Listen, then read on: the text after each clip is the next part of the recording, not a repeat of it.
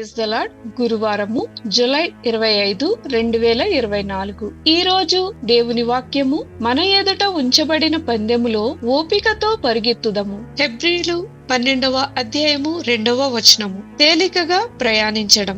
James అనే ఒక వ్యక్తి బైక్ లో అమెరికా పశ్చిమ తీరంలో 2011లో కిమీల సాహస యాత్ర చేశాడు. నా స్నేహితుడు గొప్ప తృష్ణగల బైకర్ ను అతని ప్రారంభ స్థానం నుండి 1496 కిలోమీటర్ల దూరంలో కలుసుకున్నాడు. ఇటీవల ఎవరో జేమ్స్ బస చేసే స్థలంలో క్యాంపింగ్ గేర్ దొంగిలించారని తెలుసుకున్న తర్వాత నా స్నేహితుడు అతని దుప్పటి మరియు స్వెటర్ అందించాడు.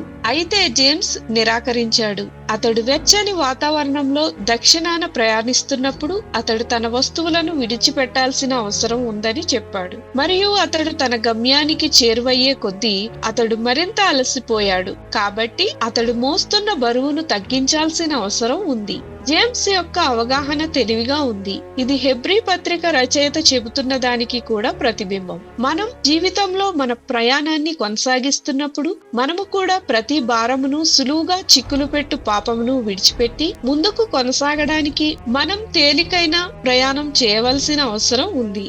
యేసును నమ్మేవారిగా ఈ పందెంను నడపడంలో పట్టుదల అవసరం. మరియు మనం కొనసాగించగలమని నిశ్చయపరుచుకోవడానికి ఒక మార్గం ఏమిటంటే క్షమించరానితనం, నీచత్వము మరియు మనలను ఆటంకపరిచే ఇతర పాపాల భారం నుండి విముక్తి పొందడం. ప్రభువైన యేసు సహాయం లేకుండా మనం తేలికగా ప్రయాణించలేము మరియు ఈ పందెమును బాగా ముగించలేము. మనము కూడా అలసట పడకయు ప్రాణములు విసుకకయు ఉండునట్లు మన విశ్వాసమునకు కత్తయు దానిని కొనసాగించువాడునైన యేసువైపు చూచుచు మన ఎదుట ఉంచబడిన పందెములో ఓపికతో పరిగెత్తెదముగాక.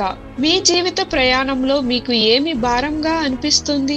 ఆలోచన చేయండి. ప్రార్థన. పరలోకపు తండ్రి, నన్ను చిక్కుల్లో పడేయడానికి ప్రయత్నించే పాపం నుండి బయటపడడానికి మరియు నన్ను బాగా పరిగెత్తకుండా ఆటంకపరిచే వాటి నుండి దూరంగా వెళ్ళుటకు దయచేసి నాకు జ్ఞానమును వివేచనను దయచేయమని యేసు నామమున అడుగుచున్నాం తండ్రి.